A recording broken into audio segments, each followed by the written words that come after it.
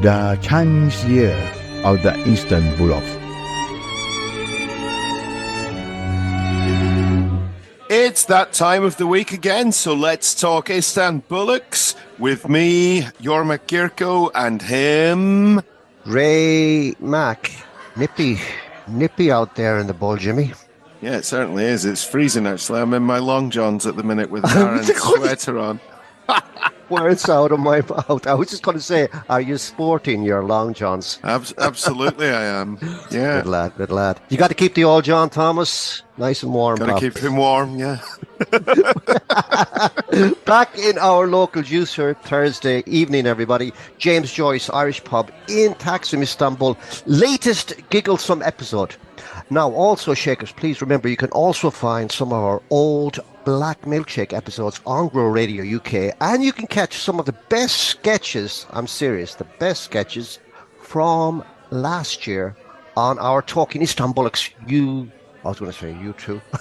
YouTube page. Okay. All right.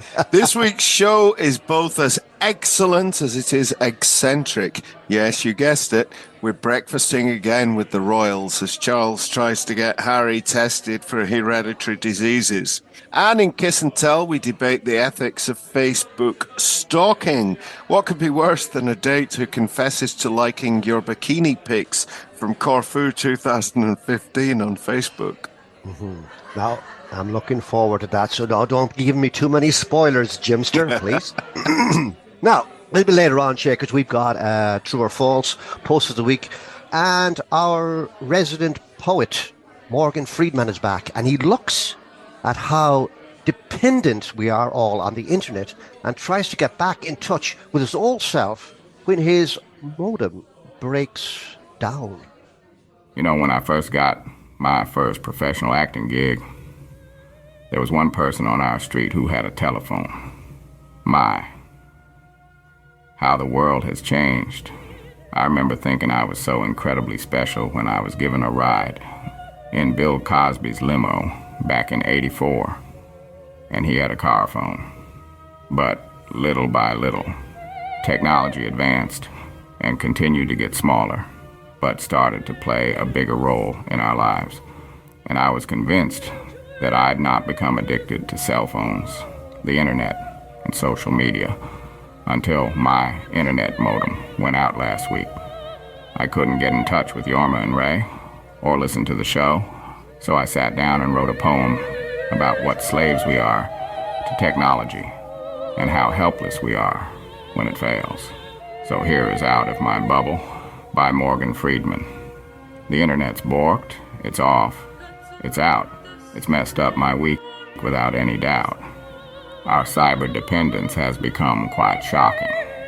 I don't want to pay Sky to watch the boxing. I have bills to pay, no online banking, Christmas gift givers that need thanking. Email, Facebook, whatever they now call Twitter, it's all made life so many times quicker. These days I'm in my PJs for days on end. I use Skype now if I talk to a friend. Buying my groceries, it's online shopping. The selection of donuts is truly whopping. But the internet's borked. It's off, it's out. Fuck, shit, and worse words I shout. There are times I just want to play blackjack, so I search for tie in my gray backpack. I'm all svelte, spruced up, ready to go. I'm gonna get free sandwiches at the casino. My coat's turned in, and I pay for my tokens. The busty croupier winks, no words are spoken. I think I'll gamble my pension on number 5. After months at home, I finally feel alive. There's all sorts here, surgeons, stockbrokers. The croupier smiles. She wants me to poke her. When I stay at home, I mostly stay out of trouble. But out on the street, when I'm out of my bubble, I drink like a fish, and I lose all my money. Then end up in bed with that croupier honey. So, Jimmy, I think that's based on fact from yourself, is it? What do you mean from myself? I did have. You were without the old router, the old gateway There was a bit of a breakdown, wasn't there? Yeah, I did have an experience like that. So when Morgan sent in a collection of poems, I definitely empathise with that one. Although I have to say, I don't really go to casinos, even if there are busty croupiers and free sandwiches. Bet you don't. But no, it's true though, isn't it? It is amazing how we lived our lives so easily before the internet, and then it goes off, and then suddenly it's a crisis, isn't it? We depend on it a lot, Jimmy. Seriously, now you wouldn't Yeah, we believe do. it if I told you. I was on Wikipedia earlier. Would you believe me? People spend, Jimmy, an average of 6 hours and 42 minutes online every fucking day, pal. Do they? Yeah, and an average person checks their phone 150 times a day. Shocking, isn't it? So if that's an average person, you must check yours at least 300 then. She buys me probably 3 times that. Yeah, easy. Easy. The fear of being without your phone, Jimmy, or internet connection is called know. nomophobia. It's called what? Nomophobia. Why is it called that? I haven't got a clue. It's a nice fancy name for it, isn't No it? more phobia. So you're not scared anymore. Not homophobia. Nomophobia. Okay. Some questions actually came up, Jimmy, on the digital addiction thing. What's the first thing you do in the morning and the last thing you do at night? I mean, you got to think about it seriously. And would you make it 1 hour without checking your phone? What about 1 day? Good questions, actually. How many hours did you say that the average person spends on the internet? 6 hours and 42 minutes, exactly. I would say that I spend a lot more than that. I mean, you're right. I go to bed. I listen to podcasts or audiobooks to get me to sleep. That's the internet. No, but that's okay. I mean, that's... Well, yeah, but that's, it's still the internet. Educational. Yeah, it's still Well, the internet. It might be, but it's still internet, isn't it? And then, I wake up in the morning, check my phone. We use the phone as alarms. All right, that's not the internet.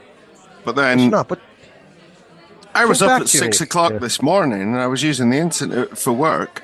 And I was using the internet for work. And then I would say I pretty much used it non-stop till about 5.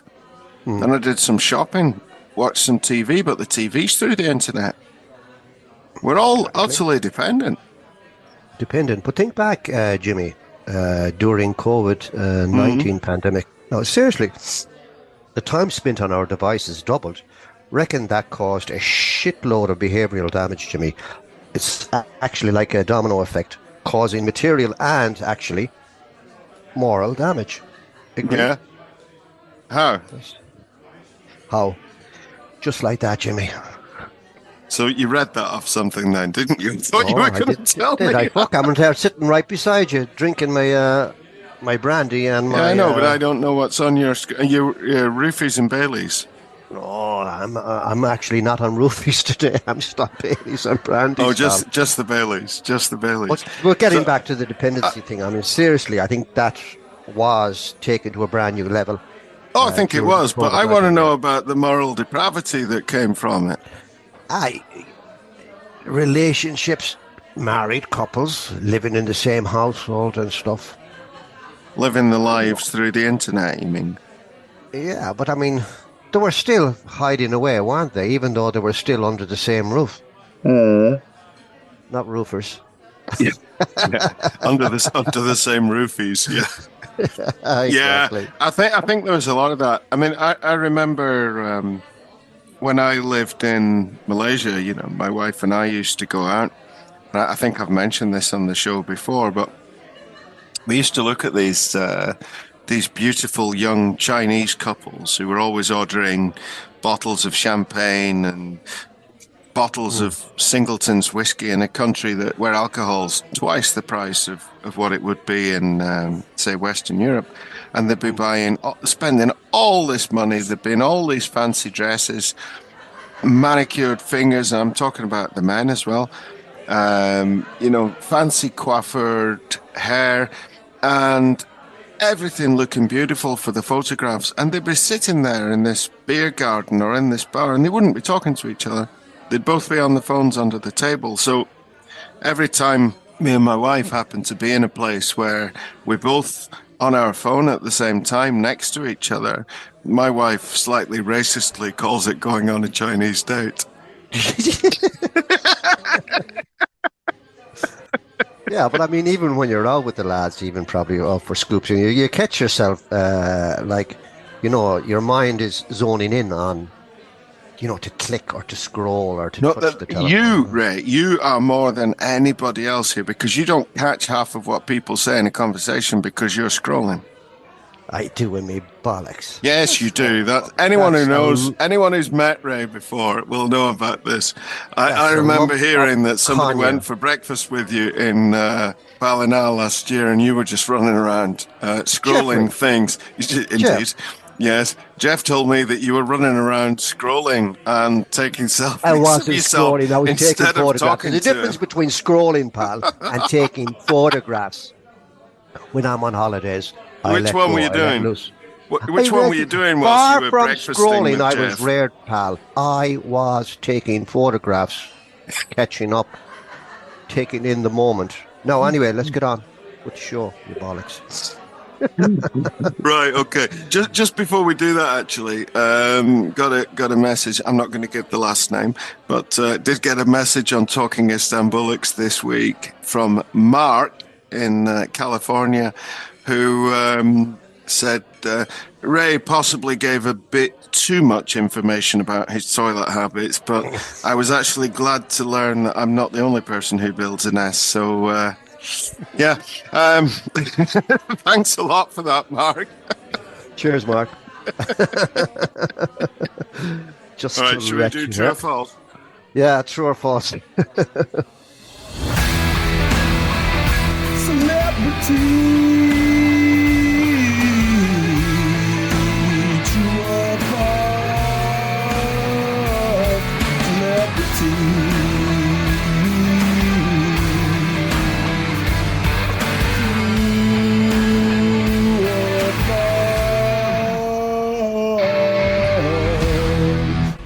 Okay, first question. Kenny Everett was the first DJ on BBC Radio 1.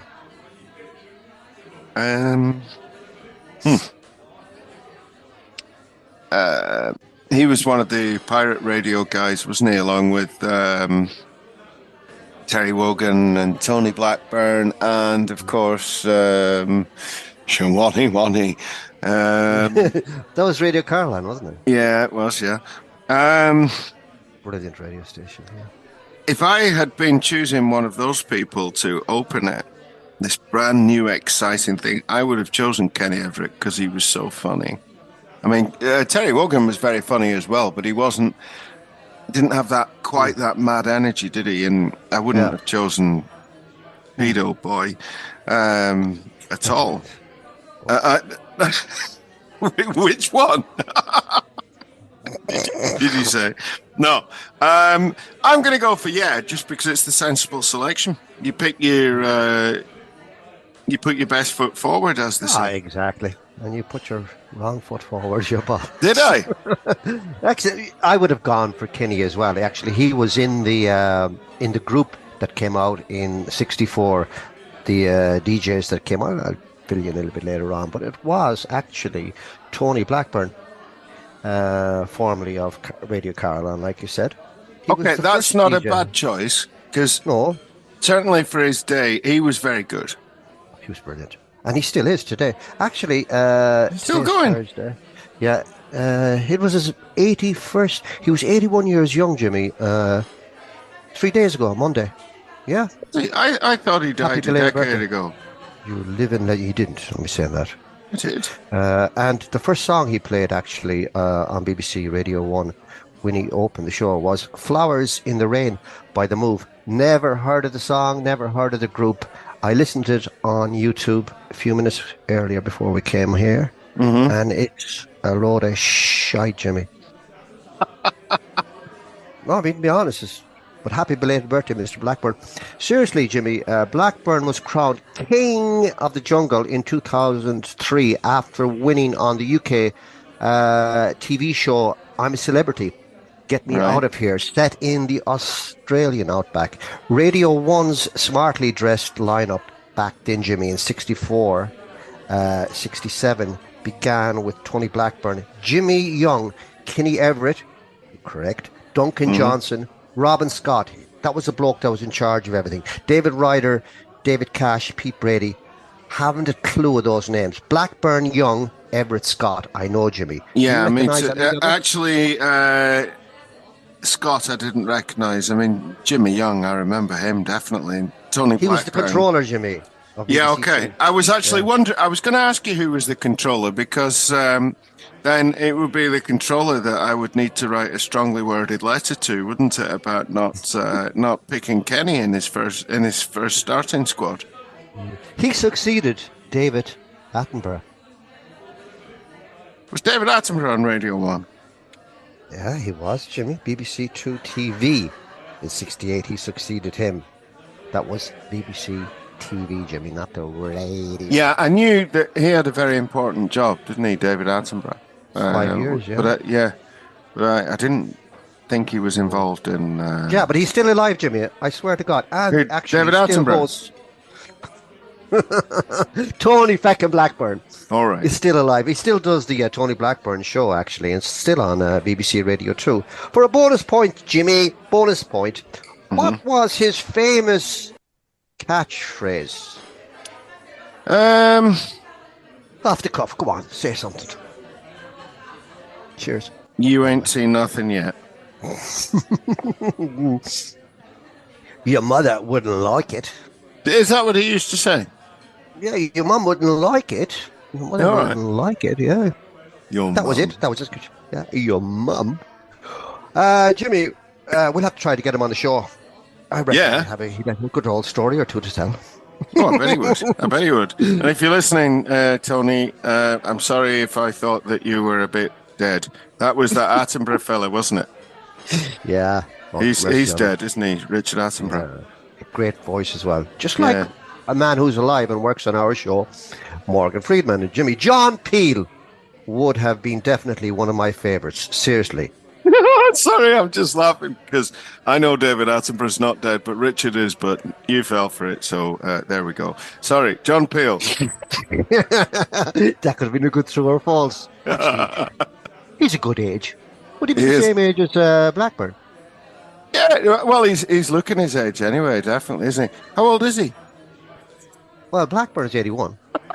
I think you're talking about Attenborough. You bollocks, yeah. Attenborough's dead. And he's dead a while. Wait. No, he's not. David Attenborough's still going. I'm going to check out Definitely. Wikipedia later on. No, Go he's away from definitely around still going. Mm. I was just laughing at that thing. It reminded me of the royal family. It might have been the first or the second episode, and the whole family is sitting there in the living room watching. I think "Wish You Were Here," presented by Judith Chalmers, and the mother of the family. If you've never watched this is a sitcom about absolutely nothing, where a family just sits in a living Yeah. room doing absolutely nothing except talking. And the mother, you get bits of silence where you're watching the TV with them, and the mother just said, "Oh, isn't Judith Chalmers looking her age?" And her husband looks in utter contempt, and he just says, "I don't know, Bob. How old is she?" And she said, "I don't know." So I always use that one whenever I get the chance. Yeah. Anyway, sorry. Next question, Okay, Raymond. next one. But Kenny Everett, John Peel would have been my favourites back then. You? Same? Well, I'm a little bit younger than you. I only really remember Kenny Everett from the television. And when I was a kid, John Peel presented his world music show, still on on Radio 1, but Kenny Everett had long gone from radio by the time I was interested in that. Yeah, but he was more extensive, diverse, Jimmy. Would that be the word I'm looking for? I don't know. Did he embrace Tony Peel, yeah. alternative? Oh, you're talking about Kenny Everett? No, not Kenny Everett, you bollocks. John Peel, his music. Oh, I see. I thought you were talking about alternative lifestyles and things, because that would have been more Kenny's thing. It was. The first question, too. You're annoying me today. I'll tell you, I'm still fucking angry. I'm still feckin' angry about what you said about me on the phone. Go away from around me. And Jeff, What did I say on the McGuire, phone? Oh, about you bite running me. around taking yeah. photos. The first music, the first music video to be played on MTV was "Dee Doo Doo Doo, Dee Da Da Da" by Police in 1981. Well, that would be about the time that the Police were big, wouldn't it? Say between, I don't know, 79 Can't and... Stand So Close to Me was also massive in that year. Yeah. When I'm watching God. I don't think so, though, for some reason. Cliff I've got- Richard, No, I don't think it was that. It was a song that was... Barbie Girl. Shut up. It's usually me that says Barbie Girl. It was something... Not Radio Gaga. My but Lovely Horse. not Radio Gaga, but something to do with radio or... God, I've had that song in my head all week. I Eat Cannibals for some reason. Cannibals. Yeah, it's incredible. It wasn't that. What was it called? Not Radio Gaga. Video. Video. Was it Video Kill the Radio Yeah, Star? the radio star. Yeah. Poxy. Nicely. I did hear that at some point a long time ago, but it took me a while to get there. Yeah, they were a British new wave band. They released What were they two called? albums. What were they called? Buggles. Okay. Buggles. Yeah, two albums they had. Jesus Christ. Before they disbanded in 1981. Never heard of them, Jimmy. Only that particular catchy, cheesy tune. Seriously. Yeah, that's you? all I've heard. And to be honest, I had no idea. I couldn't remember. You barely for the remember. life of me what they were called. Ladies and gentlemen, rock and roll. Those were the simple first words ever uttered on MTV, Jimmy. Were they? Yeah, and the original name was going to be TVM. The best they could actually come up with, TVM. Until the head of the music programming said, "Don't you think MTV sounds a little bit better, ye bollockses?" Doesn't it? It's And amazing what you can do with anagrams, really, and getting them wrong. I mean, I was just hearing today on the news, just to be serious for a minute, but that the government is going to be restored in Northern Ireland, and when the Good Friday Agreement was signed and they needed a new police force in Northern Ireland, do you know what they were going to call them, Ray? No. Because they couldn't call them the RUC anymore, the Royal Ulster Constabulary. So they came up with something a lot more inclusive, and they were going to call them the Northern Ireland Police Service, which sounds absolutely fine, doesn't it? Until you look at the acronym, and what is it? NIPS.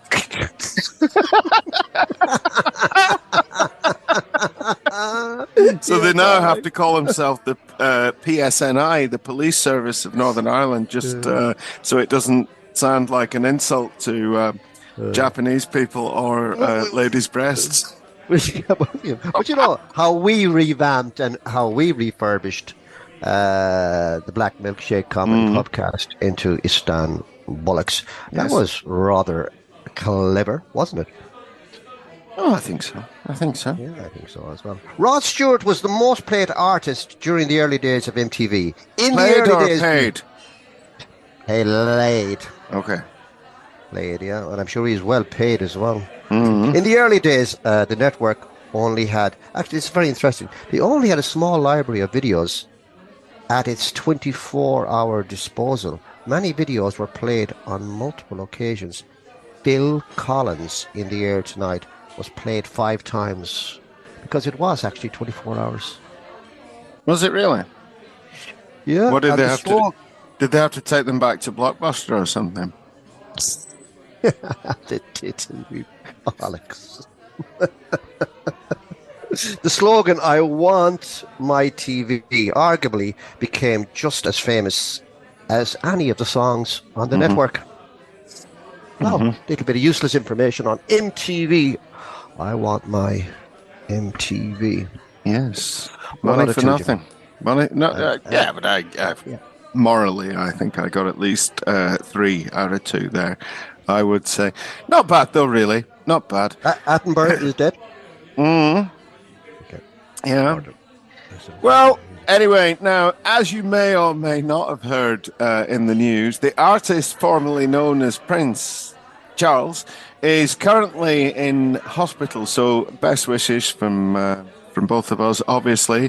But the lads at Hackett Technologies have managed to get us some audio of a rather complicated breakfast discussion that he had with Harry urging him to have a medical checkup. So let's go over to Buckhouse.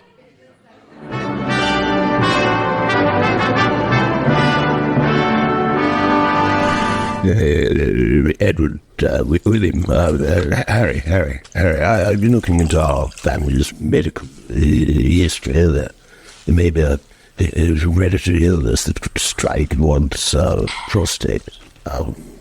We need to discuss getting you checked out. Is it diarrhea? I had a bit of a dicky tummy yesterday. That's a long medical name. Oh, sweetie, are you feeling okay now? Much better, Mummy. I mean, Megan. Can you pack the stickle bricks away when your father is talking to you, honey? Yes, we need to get him tested as soon as possible, Megan. Testing for Harry? Well, why not for me? This is exactly what I've come to expect in this family. You wait till I tell Ellen DeGeneres. Helen DeGenerate? Who the hell is Helen DeGenerate? Megan, this is not something to gossip about with your pop star friends. It's about the hereditary aspect. This illness is as much tradition as royalty itself. Harry may have a higher risk, assuming the rumors of his parentage are not true. So what? You think I'm immune? Is this some sort of white privilege test? Does it bother you that I'm African American? Does it, Charles? We need to focus on Harry's health, so one can continue on with breakfast and have a nice boiled egg, free range with the soldiers to dip into the yolk. Is this because I don't give you proper breakfasts, Charles? Are you trying to blame me for potential illnesses? Megan, this isn't about breakfast. Why must you always change the subject? It's about our health. Oh, yes, because my culinary skills are clearly the root of all our problems, almost as much as the color of my skin. Thanks for watching this video. I think If you make you great enjoyed it, please pancakes. subscribe and check out Pancakes? some of the What other a videos. load of These videos are all from the Talking transatlantic Istanbul It's tripe. podcast. You'll be giving When him I check fried it out chicken every and water. Thursday, Let's ignore wherever your you silly go. father, Harry. Good Egg. skills. It's appalling. This isn't about pancakes. It's about diversity and kindness. Something in short supply around here. Megan, can we please stay focused on the important matter? Yes, let's prioritize Harry's potential hereditary illness over the deep-rooted issues of our breakfast choices. I like Cocoa Pops. For God's sake. No, we were talking about my illness and whether little ginger bollocks over there could contract it. We need to know if it runs in the royal family along the male line. Should we tell Uncle Andrew to get a checkup then? Well, he's well. You see, Come on, spit it out. might be better not to. After this Epstein thing, frankly, he's a bad egg. Finally, we agree on something.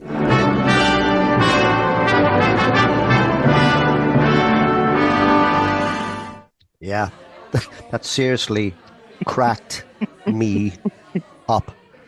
Oh, Seriously, yeah. Jimmy. You must Jimmy, be scandalous joking. bunch. Yeah, no, it was just terrible yokes. No pun intended, certainly. Who was that Alex Ferguson? Sorry, Sarah Ferguson, married to Jimmy. Prince Andrew, the one who they decided not to tell that he might have a hereditary disease. That rotten egg.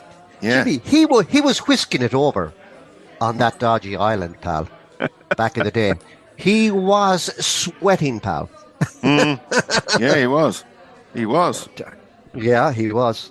I mean, Not they tried to intercept his telephone calls as well, but fortunately, he got his audio people to scramble.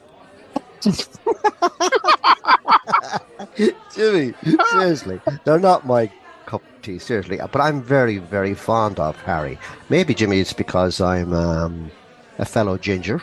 No, a lovely lad. Fair play to him, compared to Willie Boy.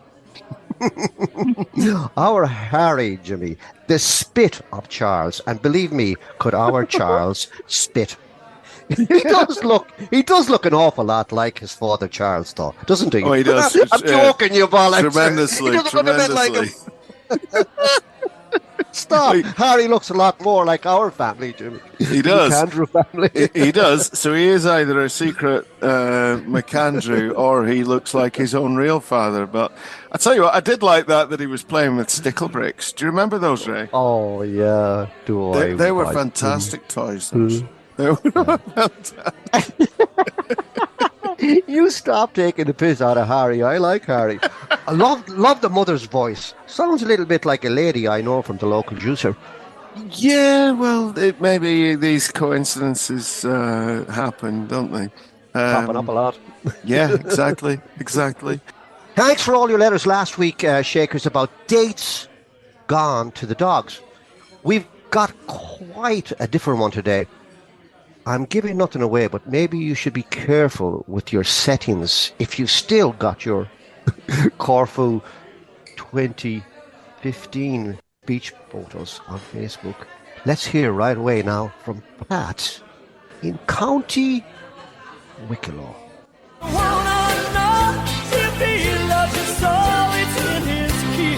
Are you taking a piss? Kiss and tell. That's right, we want you to spill the deets, pal, on your first date escapades, and we decide if it's in his kiss or just taking the piss. Ever had a date that left you wondering? Share it with us. We'll read it out on air and let's dive into the drama. So send an email to talkingistanbollocks@gmail.com and let's kiss and tell, because every great story starts with a kiss. Are you taking a piss? So here we are. Thanks for your letter, Kat. And she writes, Dear Yormer and Ray, love the show. I have an unusual and somewhat crazy story from a second date that I thought might add a unique twist to your segment on bad first dates. 3 years ago, I was working in an office, and part of my job was to direct delivery drivers to the right place to unload. This guy, who seemed quite nice, used to come every 2 weeks, and we used to chat a little bit. Anyway, he asked me out for a coffee, and we had a nice walk along the beach and agreed to meet up the next week for a meal. I told him at this point that I was a vegan and would he mind if I chose the restaurant. He was very accommodating and told me that he'd been a vegetarian since his teens, which was something of a relief.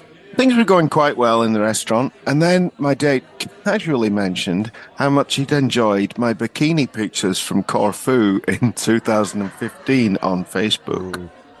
Now, the comment was so intrusive and inappropriate that for a moment I found myself caught in what Kat calls the anger loop, contemplating ending the date there and then.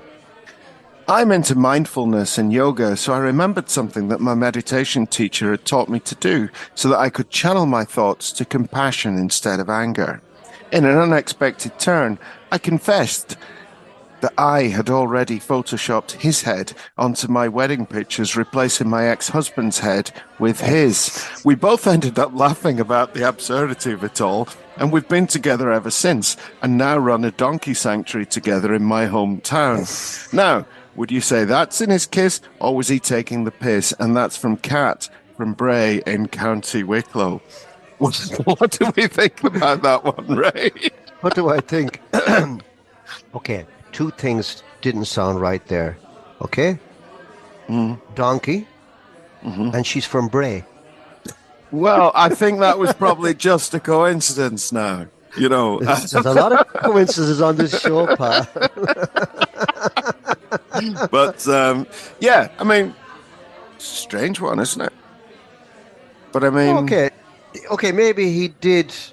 they've been he together did spoil it donkey's by- years now, Ray. Have been together donkey years. So don't make an ass of yourself. Yeah, he must be a horse of a man. I wonder, can he shite while he's walking? Then we will know. Then we'll know. I know he came out about the photographs, the bikini photographs, the He did? dirtbag. Yeah, but you're Would you have at the done end of that? the day, wouldn't yeah. you? You'd have admitted it. I like your Facebook 2015 Yeah, bra pics. I would have. Yeah, I would have admitted it. Yeah. Yeah, we're like that anyway. Men are born like that. Well, Nature. I know, but I think that what she might have preferred is that she probably didn't want to know that he'd been, looking at her threatening bits at all, did she? And he's confessed it. I mean, I suppose he's honest, but at the same Yeah, but time, then at the same time, exactly, Jimmy. Her into all her yoga, and she did the face thing as well. She cut out the face thing. What is the face thing? the Photoshop. Oh, I see. Yeah. You're right. Sorry, I was thinking. Yes. I mean, actually, which one is the weirdest? A man trying to look at a woman's breasts, Bikini. or somebody cutting their husband's head off on a picture and replacing it with someone else? I think the man is the more honest party here. Yeah. or probably the more sane one. Sorry, She's a no hippie, offense though. there, Kat. No offense to the hippies and the vegans, but they're a weird bunch of folk. I'm telling you, not good in the head.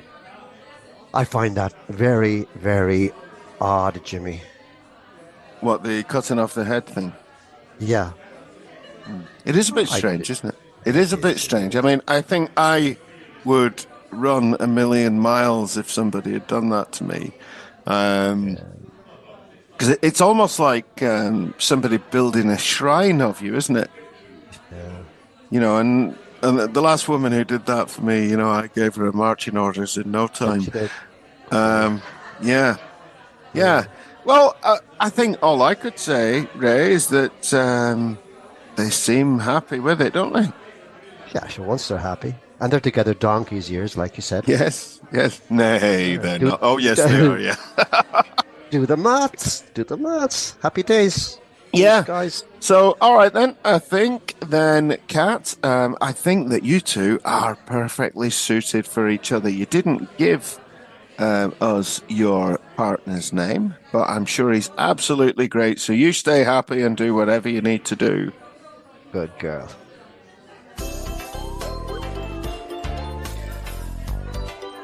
Black Milkshake Best Posts of the Week.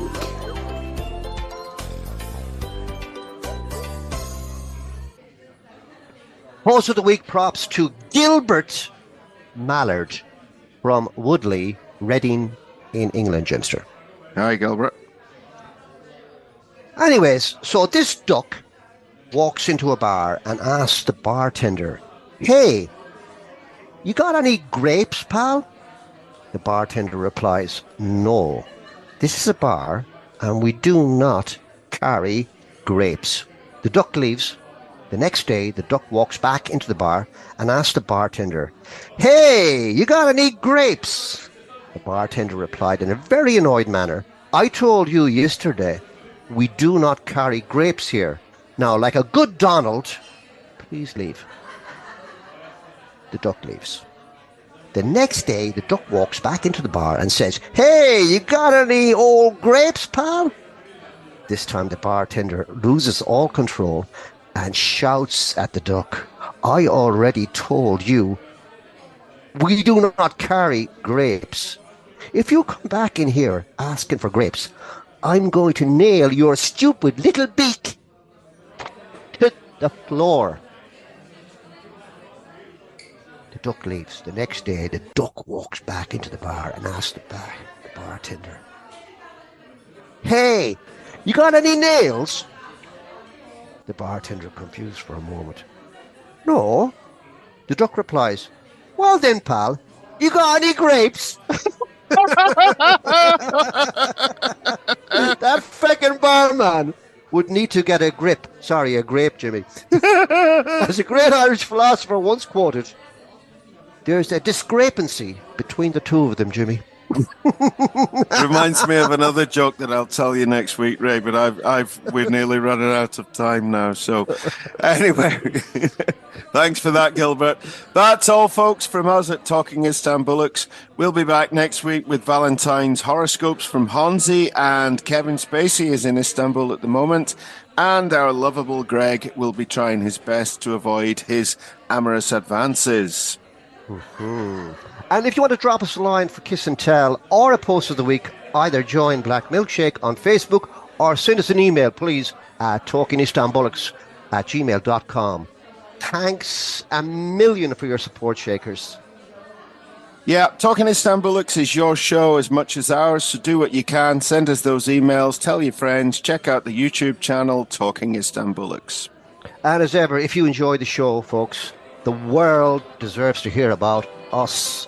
So post this link on your social media as soon as you finish listening to us and give us a review on Apple or Spotify. Yep. And big shout out to Ben Willoughby, who does that every week and has had a bit of a bad week. So hi, Ben. Special thanks to Morgan Friedman, Charles, Megan, and Squeaky Harry. Yes, Declan Mowgli from Hackett Technologies in Crossmline, Ireland, Valerie Richards, Mark E.E. and Eamon McAndrew. See you next week, Shakers. Good See skills. you next week, Shakers. Good skills. Jimmy. Yep. Jimmy, have you got any grapes? Oh, wait, Ray, the pips are going. The pips are going.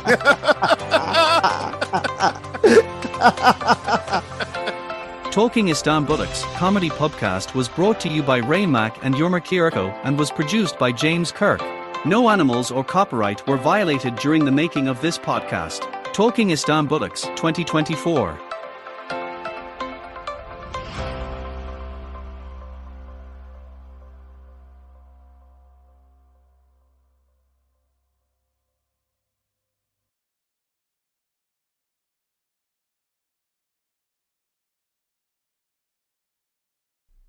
Thanks for watching this video. If you enjoyed it, please subscribe and check out some of the other videos. These videos are all from the Talking Istanbulics podcast. Why not check it out every Thursday wherever you get your podcasts? Good skills.